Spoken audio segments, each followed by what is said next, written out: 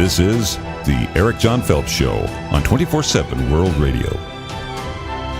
And now, Eric John Phelps.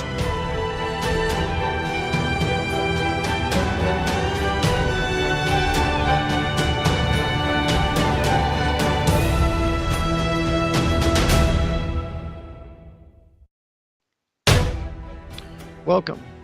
And again, I say welcome to the broadcast today here on 24/7 World Radio with your host, Brother Eric John Phelps, coming to you live and direct from Newmanstown, Pennsylvania, on this beautiful Friday, the end of the week.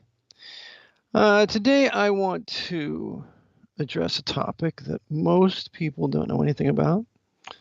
And so I teach it as a part of my private citizenship class. And I want all of you to know that the Jesuits have taken over the American government, and they have ousted the civilian government that our white Anglo-Saxon, Protestant, and Baptist forefathers established in 1789 with the ratification of the Constitution.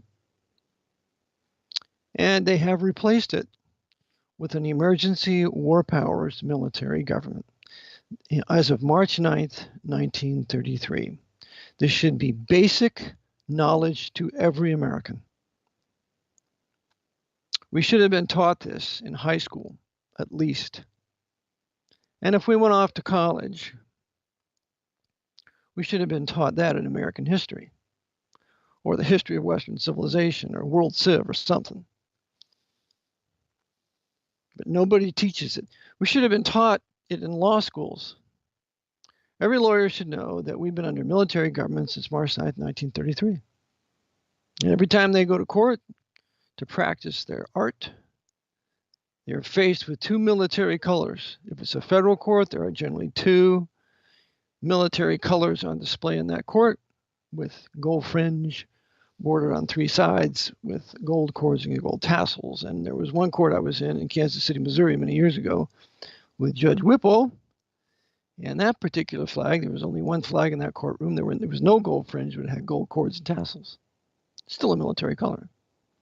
And still the filial, or the piece on top, was an eagle with its wings spread. That's the symbol of the commander-in-chief.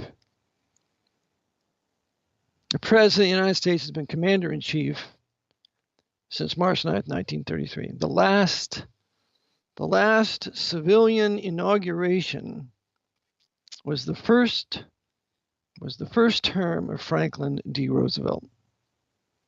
Every inauguration thereafter has been on January 20th, pursuant to the 20th Amendment, and that's the inauguration of the Commander-in-Chief. That's why the band always plays Hail to the Chief at his inauguration. It's just one military dictator is stepping away and another one's taking his place. These American emergency war powers commander-in-chiefs are military dictators, and they assume the powers of a Roman Caesar overseen by the Jesuits of Georgetown University, in addition to the papal nuncio, who is also in Washington, who is the direct ambassador from the Pope to the United States concerning the Pope's political temporal power. So, the first point I want to teach you now, and I've mentioned it before on this broadcast, is that the Society of Jesus, which is an international brotherhood, a military order, has taken over the United States as of March 9th, 1933, and has placed it under an emergency war powers military government, derived from the Article 1, Section 8, Clause 11 of the Constitution, where it says Congress shall have power to declare war. Clause 11 of Article 1, Section 8, Section 8, is considered the war powers of Congress. That's where the Congress was given the right to declare war, which it doesn't do and hasn't done since 1941. So, what we have is an emergency war powers military government as a result of the great crisis of the Great Depression that was caused by certain Irish Catholic short sellers, particularly Joe Kennedy, who was a knight of Malta and promoted to be the ambassador of the court of St. James in England for his good work by FDR, that stooge and pawn of Jesuit Edmund A. Walsh of Georgetown University, fourth degree, fourth vow, and also a knight of Malta. So all these are facts. I'm giving you facts. Is it conspiracy? Of course it's conspiracy. Anybody who denies that Rome's in constant conspiracy against any free people denies the history of the papacy and the doctrine of the Jesuits. So, in seeking to expose the unfruitful works of darkness, Ephesians 5:11, have no fellowship with the unfruitful works of darkness, but rather reprove them, bring them to light. We're bringing to light the unfruitful works of darkness of the devil's Society of Jesus and its bastardized Christianity called Roman Catholicism, which has nothing to do with the Bible, the true Lord Jesus Christ, at all, ever. Romanism has never been Christian. It's not Christian today, and it will never be Christian. And anybody who calls Christians Roman Catholic Christians does not know what he's talking about. And that goes for all you Muslims and Jews.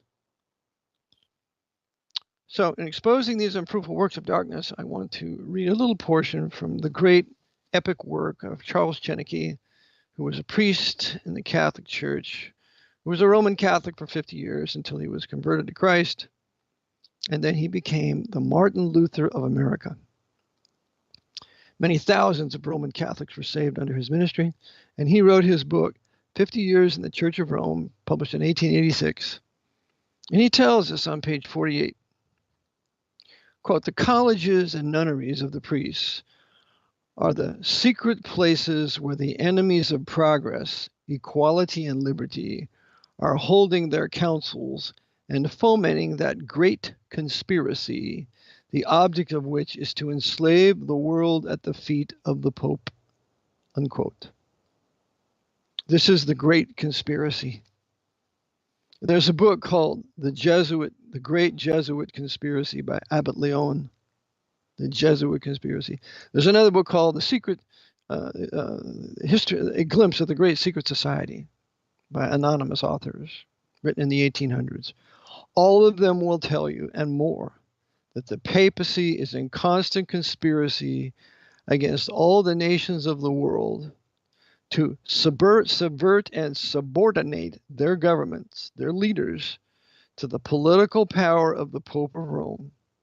And I would add, in preparation for the final Pope of Rome to be slain with a sword, Revelation 13:14, to rise from the dead, to be possessed with Set, the Egyptian Satan, and then to rule the world as the Satan-possessed man-beast for 42 months.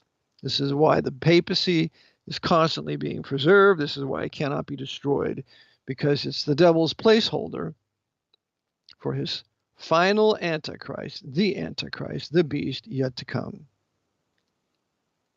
But it can be set back. It can be expelled from your country. It can be resisted, and has been in the past by historic white Protestant nations, except America. We've never expelled the Jesuits. And it's been expelled out of the countries of many Roman Catholic countries and Orthodox countries. So it can be resisted, and they can be set back. And they were set back to the extent so much in the 1800s that the Jesuit Thomas Campbell, in his work titled The Jesuits, said that the 19th century was the century of disaster, when they were suppressed out of many, many countries and expelled, including Roman Catholic countries. So I'm not here to sing the doldrums to you. I just want to tell you the true history, that the papacy is in constant conspiracy against all the governments of the world, especially the historic white Anglo-Saxon Protestant governments, to submit us to the political rule of the Pope for the destruction of the white Anglo-Saxon Protestant Reformation and the white Anglo-Saxon Protestant and Baptist Western civilization that was born out of the Reformation. So the Jesuits are out to destroy Western Civ and all of its advancements, including the middle class, as we see now. They're in constant conspiracy against all nations to submit them to the Pope. And any government today that's communist has been submitted to the temporal power of the Pope, because the Jesuits are the masters of communism, not the Jews. They perfected the tenets of communism on their Paraguayan reductions from 1609 to 1759 for 150 years. They use upfront Jews to make it look like communism is Jewish, like Marx in the Communist Manifesto, but Marx was tutored by the man who would become the Jesuit Superior General, Peter Jean Bex, in the British Museum for some 20, 30 years, something like that. So that's on the testimony of Otto von Bismarck, the great Iron Chancellor of Germany, who was a Lutheran, a Protestant, abhorred the papacy, and brought Lutheran Germany to great heights of greatness, particularly when they defeated the French in the Franco-Prussian War in 1870, for which they would be punished by the papacy with the Second 30 Years' War from 1914 to 1945. So, the title of this broadcast today is March 9th, 1933, the day the Jesuits took over America. March 9th, 1933, the day the Jesuits took over America. So, in exposing these unfruitful works of darkness, the Jesuits had planned to take over America since 1852, when they met in Buffalo, New York. And they laid out their plan to conquer America by bringing in all these Irish Catholics to settle in the northern states and to settle in the major cities.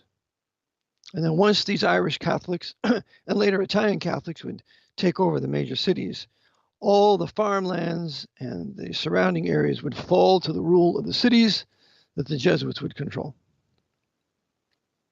And in 1886, they already controlled the major cities in this country, including New York City, Chicago, St. Louis, New Orleans, Savannah, Cincinnati,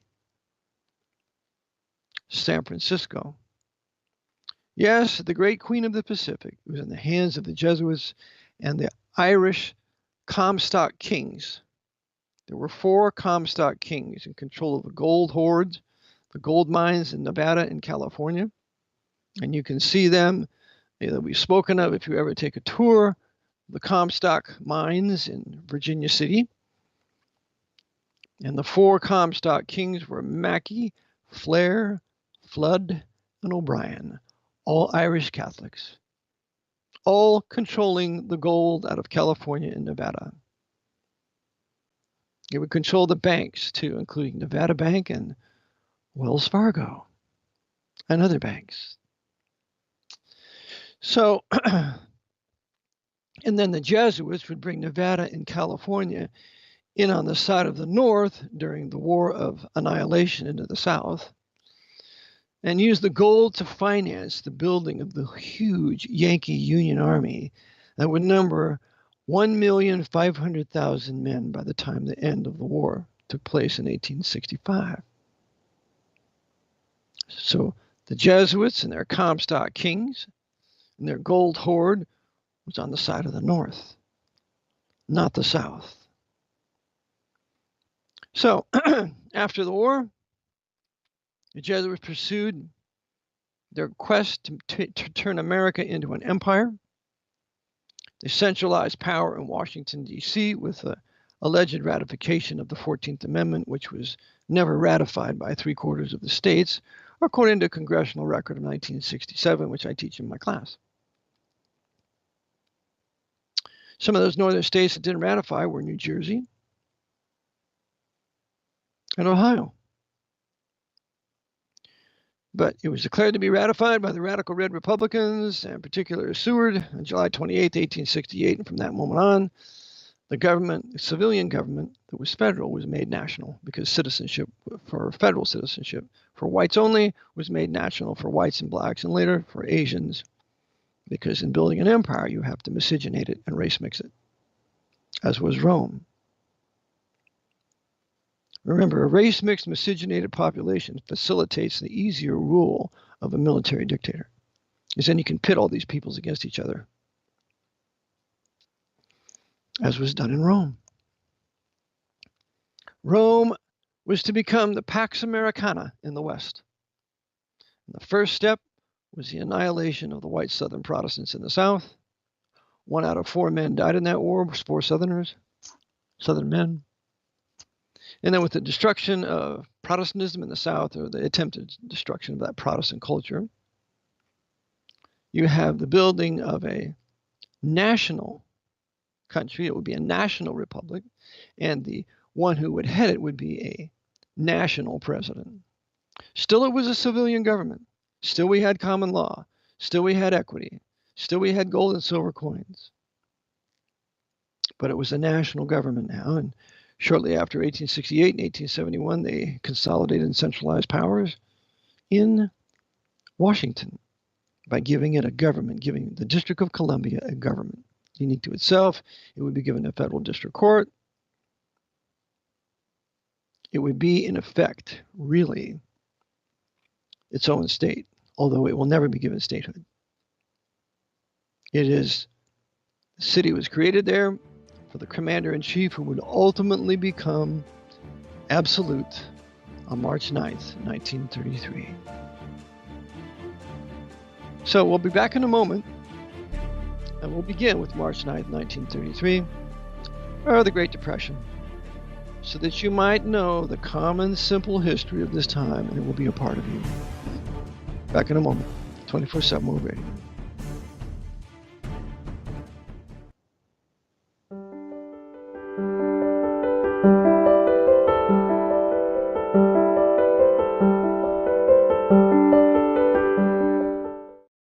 This is 24/7 World Radio, and you're listening to The Eric John Phelps Show. This is Brother Nicholas. Join me every Tuesday at 2 p.m. Eastern Standard Time for the German Bible Truth Hour and at 3 p.m. Eastern Standard Time for the Dutch Bible Truth Hour on 24/7 World Radio. This is Bruder Nicholas. Ich lade euch herzlich ein, mich anzuhören jeder Dienstag um 2 Uhr nachmittags, amerikanische Zeit, für die deutsche Bibelwahrheitsstunde und 3 Uhr amerikanische Standardzeit für die niederländische Bibelwahrheitsstunde am World Radio 24/7. Dit is broeder Nico. U bent hartelijk uitgenodigd om elke dinsdag om 2 uur Amerikaanse standaardtijd het Duitse Bijbelwaarheidsuur te volgen en 3 uur Amerikaanse standaardtijd het Nederlandse Bijbelwaarheidsuur te volgen op 24/7 World Radio. This is The Eric John Phelps Show on 24/7 World Radio. Well, Eric John Phelps back with the broadcast, continuing on now with March 9th, 1933. The day the Jesuits conquered America, and we the people, the American people. Going back to Chinneky's work, he says on page 60 of his immense and wonderful great work, 50 Years in the Church of Rome, that all of you should have a copy for your library. Just a second. Excuse me. Read on page 60. The priests of Rome themselves boast that more than half of the pupils of the nuns are the children of Protestants, and that 7/10 of those Protestant children, 7/10 of those Protestant children, sooner or later become the firmest disciples and the true pillars of popery in the United States. It is with that public and undeniable fact before them that the Jesuits have prophesied that before 25 years the Pope will rule the great republic. This was in 1886. At 25 years to that, 1906, 1906, 1911. It actually happens in 1933. For 25 years, the Pope will rule that great republic, and if there is not a prompt change, their prophecy will probably be accomplished. Unquote, page 60, 50 Years in the Church of Rome.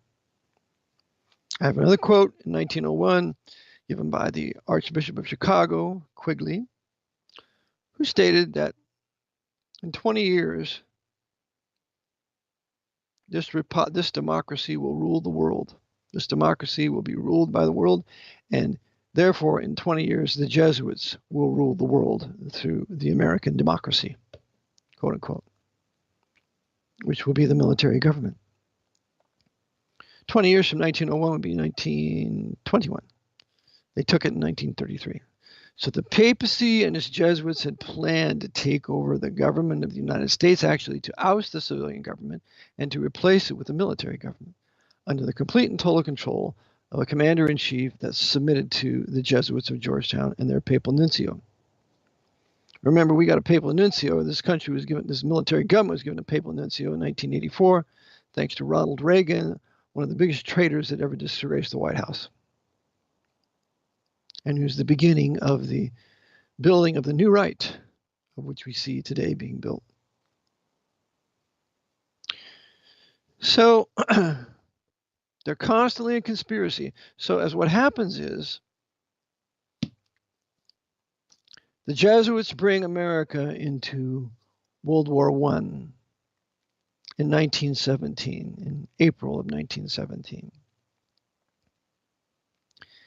World War I began the Second 30 Years' War. You must always look and consider and accept the fact that from 1914 to 1945 was the Second 30 Years' War for the destruction of Protestantism out of Germany, primarily. World War I killed some 10 million men, killing off the manhood, the German manhood there, and particularly the northern manhood, which was Prussian and Protestant and Lutheran. And Prussia was the greatest nation in Europe at the time. It was Lutheran. So they would ignite the Second 30 Years' War at Sarajevo, when Princip would do the shooting of Ferdinand, of Archduke Ferdinand there, who was a Serb, and incite the war. The other thing that would bring England on the side of the war would be the sinking of the Lusitania, all overseen by Jesuit coadjutors, including Winston Churchill, the Lord of the Admiralty at the time. Franz von Papen would be high in intelligence and German intelligence in World War I. He also would be involved in that. He was a High Knight of Malta, and he was a vice chancellor to Adolf Hitler. So we have the Second 30 Years' War beginning in 1915, actually 1914. If you read the classic work called The Guns of August, it will go into detail there. 1917, Woodrow Wilson, at the behest of his Jesuit masters, commanding him through his secretary, who was Joseph P. Tumulty, a fourth-degree knight of Columbus, Woodrow Wilson will enter into World War I, call for that to happen, and the Congress would vote for it. And so, at that time, the American government, that was still civil, it was a still civilian government, violated the Monroe Doctrine and got involved in a foreign war that Jefferson and Monroe, with the advice and example of George Washington in his farewell address, said that we should never be involved in the foreign affairs of the foreign nations of Europe. By going into World War I, that violated the Monroe Doctrine. It was a sin and a crime, a sin against God and a crime against the American people, who were still at that time considered the sovereign people. So, after the United States government declares war against Germany in 1917, in April, in October, the Congress passes a law. You never want to forget this. The law that it passes is called Trading with the Enemy. And trading with the enemy was passed out of the war powers of the Congress in Article 1, Section 8, Clause 11, to regulate trade between American citizens and foreigners with which the government was at war. So it was a legitimate act. By the power of this act, the civilian government in Washington could seize all enemy property within the United States, including bank accounts, land, patents, all sorts of things. All belonging to an enemy, they could seize it and then invest it and reinvest it for the benefit of the government. At the end of the war, there were some 300,000 trust accounts for these enemies, totaling over $500 million in 1918. This is what the government was allowed to do under Trading with the Enemy Act. And a special jurisdiction was granted to the district courts in Section 17 of the Trading with the Enemy Act. It's now codified at 50 U.S.C. 4316. And that statute confers a special jurisdiction on the district courts, on the Article 3 district courts, to enforce the Trading with the Enemy Act, because it's a war powers act, so therefore they needed to have a war powers military jurisdiction to enforce the act. After the war, in 1918, when there was the armistice,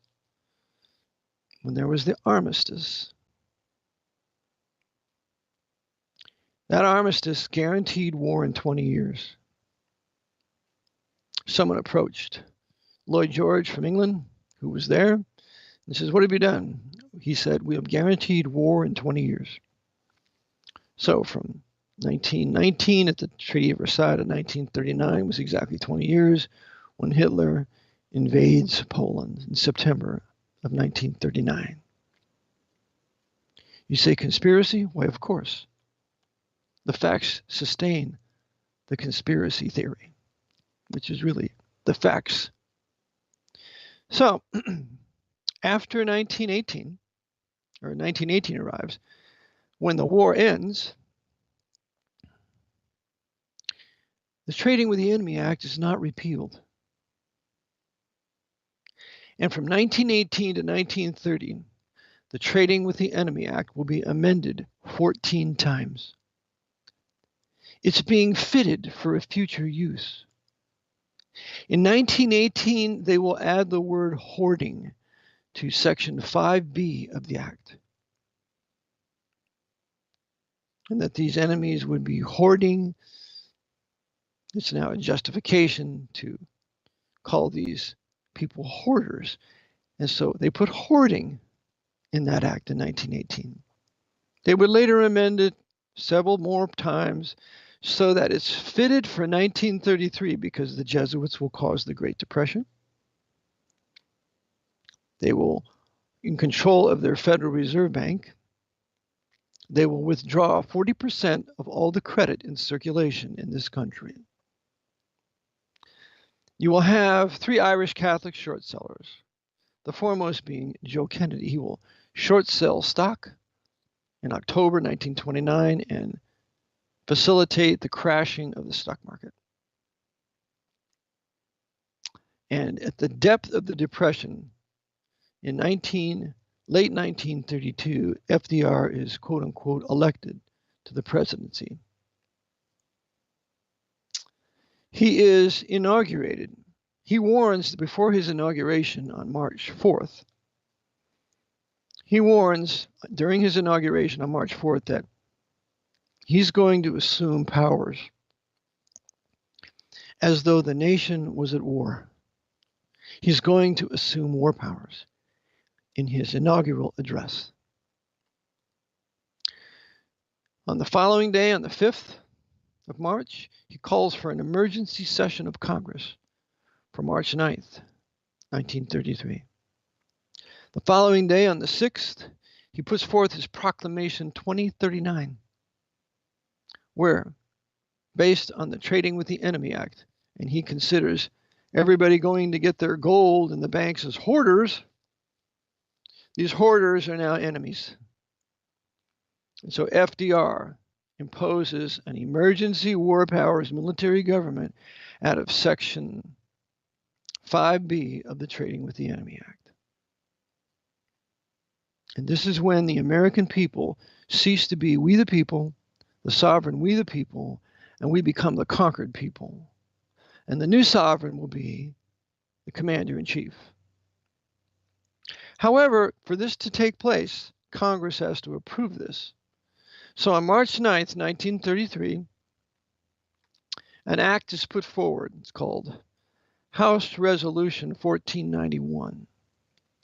It's known as the Emergency Banking Relief Act. And in this Emergency Banking Relief Act, which is the first act of Congress that it will pass, the 73rd Congress, it will approve and confirm all the proclamations of the President and the Secretary of the Treasury from March 4th to hereafter. It's carte blanche approval of all proclamations of the two most powerful men in the country now, the President as Commander-in-Chief and the Secretary of Treasury. I call him the beast and the false prophet. The President's the beast and the Secretary of Treasury is the false prophet. So, with that, when Congress approves and confirms this, there was never a vote taken. There was never a roll call taken. This Emergency Banking Relief Act was not in the hands of one congressman. It was read to them 3 times by the chair, by the Speaker of the House. And then that criminal, Jimmy Burns, who was the alter ego of FDR, congressman out of South Carolina, raised Roman Catholic. He said this bill will not be subject to amendment. We have 20 minutes debate for it, 20 minutes against it. And after 40 minutes, it will be passed without amendment. And so after 38 minutes, it was declared to be passed by the chair, who was Rankin at the time, another Democrat, a communist Democrat, just like FDR was a communist Democrat. And so the Emergency Banking Relief Act is declared to be passed. It approves and confirms all these proclamations, as well as the subordinate executive orders that would be put forward on the basis of those proclamations, because a proclamation is higher than an executive order. And then it will bring the Trading with the Enemy Act inside the country when they amend Section 5B to include all transactions executed within the United States. And then they're going to have another little section for the Federal Reserve that the people, at the behest of the Secretary of Treasury, the people can be told to turn in all their gold coin, gold bullion, and gold certificates to the Federal Reserve Bank. That's part of the Emergency Banking Relief Act. The reason why we don't have any gold to hand around as money is because of the Emergency Banking Relief Act and the subsequent executive order of FDR on April 5th, 1933, compelling all persons, individuals, corporations, partnerships, associations, or all artificial persons, didn't have nothing to do with any private citizen, to turn in their gold coin, gold bullion, and gold certificates. And if they didn't turn it in by May 1st, communist May 1st day, they could be fined $10,000. And $10,000 back in 33 was a lot of money. That's like at least $100,000 a day. And go to jail for 10 years. So they proclaimed it to be passed. And then later on that evening, FDR signs his second proclamation, called Proclamation 2040. And when he signs that proclamation, he continues what he had decreed or promulgated on Monday, March 6, 1933, with his Proclamation 2039. So therefore, Proclamation 2039, Proclamation 2040 have been approved and confirmed by Congress, by hook and by crook, but nonetheless approved and confirmed. So nothing that they have done is illegal. Nothing. Wicked, yes. Immoral, yes. But illegal, no. And then after that, So March 9th, 1933, everybody's status was changed from being a pre-March 9th, 1933 private citizen of the United States to a quote-unquote statutory U.S. citizen, which is an artificial person in the law. It's a man clothed with a legal fiction. The legal fiction's name is in all capital letters. It's on every bank account. It's on every car title. It's on every property deed in the country, because now the U.S. citizens are men clothed with an artificial person by which they interface in commerce for the benefit of the emergency war powers military government with its sovereign commander-in-chief, today, Roman Catholic Joe Biden. Back in a moment.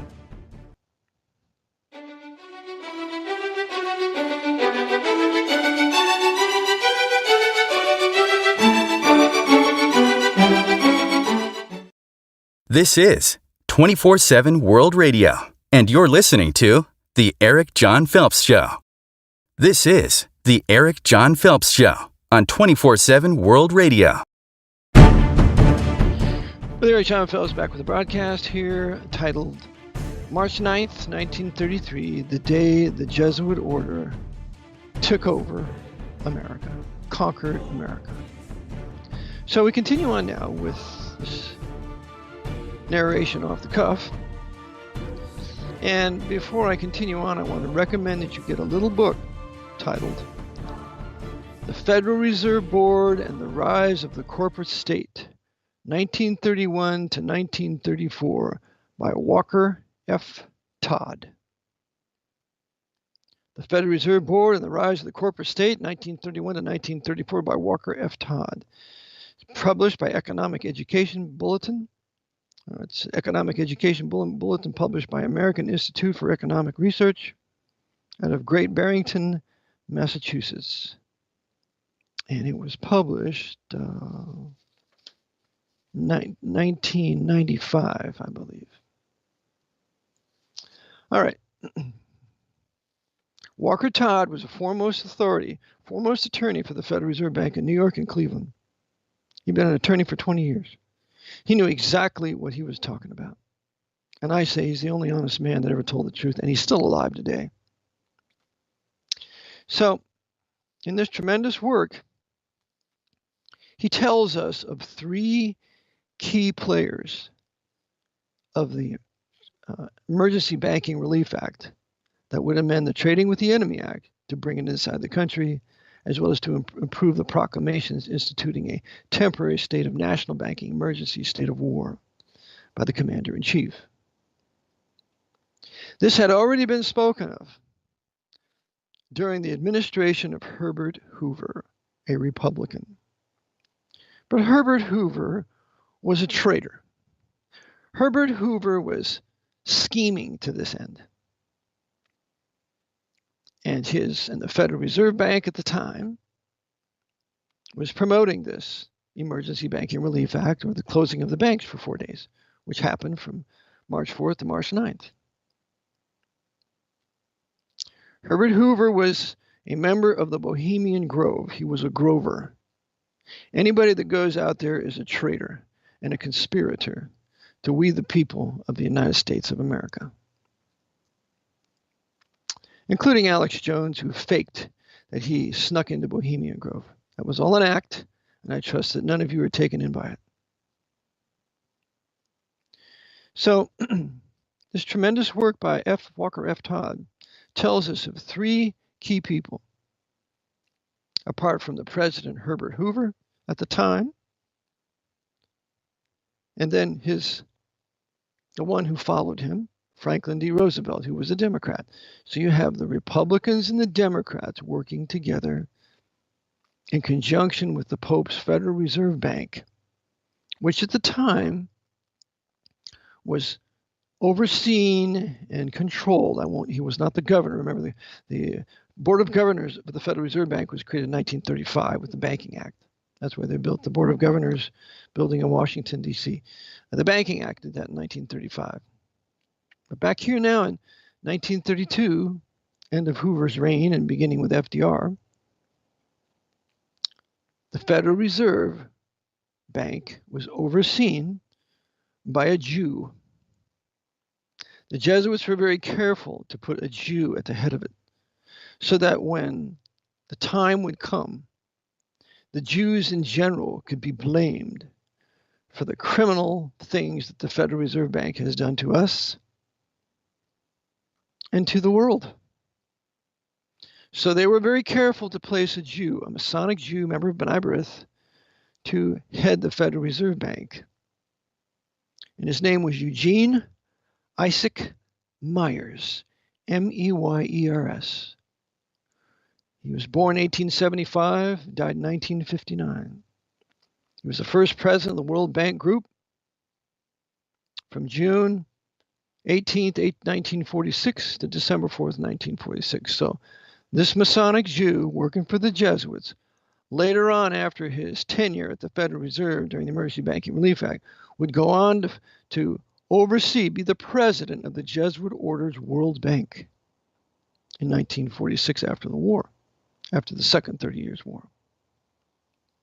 He was the fifth chair of the Federal Reserve from September 16, 1930 to May 10, 1933, so during the Hoover administration and during the first part of the Roosevelt administration. So the Emergency Banking Relief Act will be passed on March 9, 1933. By May 10th, Eugene Isaac Myers resigns from the Federal Reserve because he was the overseer of the writing of the Emergency Banking Relief Act. In my page for my private citizenship class, I write concerning this man. B'nai B'rith Masonic Jew Eugene Isaac Myers was the Jesuit order's leading power behind both of FDR's proclamations 2039 and 2040, as well as the framing of the wicked, quote, Emergency Banking Relief Act, allegedly passed by Congress on March 9, 1933. A socialist Republican leading the Federal Reserve Bank during the administrations of both President Herbert Hoover, a Republican, and President Franklin D. Roosevelt, a Democrat, Meyer oversaw General Counsel Walter Wyatt, a white Gentile, and Undersecretary of the Treasury Arthur A. Ballantyne, a white Gentile, as they wrote all the provisions of the Emergency Banking Relief Act. This is typical because you see the Jesuits have their Jews out forefront, but the ones doing the dirty work are generally white Gentiles. And as I've said, the greatest men in the world are white Gentiles, and the worst men in the world are white Gentiles. It is a warfare between righteous and wicked white men, and people have to decide which side they're going to join. Meyer is openly responsible for nationalizing the banking system led by the Pope's Federal Reserve System, composed of 12 member banks throughout the country, his charter having no expiration date since 1927. When the Pope's political new right, quote-unquote, finally comes to power in America, it will blame such notorious, quote-unquote, papal court Jews, which Sherman Skolnick told me many years ago. They called them Hofjuden, house Jews, court Jews, for the centralization of banking power overseen by Rome's international white power structure. So Eugene Isaac Myers is the man you will first see, and he's the head of the Federal Reserve Bank at this time. Myers has his attorney, the Federal Reserve Bank attorney, the foremost attorney working at the Fed at this time, and his name is Walter Wyatt. Walter Wyatt, W-A-Y-A-T-T, 1893 to 1978. He's the general counsel to the Post-Federal Reserve Bank and Board, 1922 to 1946. Remember, the board will be created in 1935. Mastermind behind the Jesuit Order's Emergency Banking Relief Act, which approved and confirmed, quote-unquote, FDR's proclamations 2039, 2040, and brought the World War I Trading with the Enemy Act inside the United States. That's what Walter Wyatt did. Walter Wyatt was the brilliant attorney who wrote and oversaw, the writing of the Emergency Banking Relief Act. It was not a Jew that did this. It was a white Gentile who did this. I quote from Walker Todd's great work. Wyatt, who later drafted the National Bank conservatorship and preferred stock purchase provisions of the Emergency Banking Relief Act of March 9, 1933, had joined the board's legal division in 1917 and had been the board's general counsel since October 1922. Because of his experience during World War I, Wyatt was familiar with the WFC's, that's World War Finance Committee, legal structure and operations, and became a regular legal advisor to the RFC, the Reconstruction Finance Committee, while Eugene Meyer was associated with it. Remember,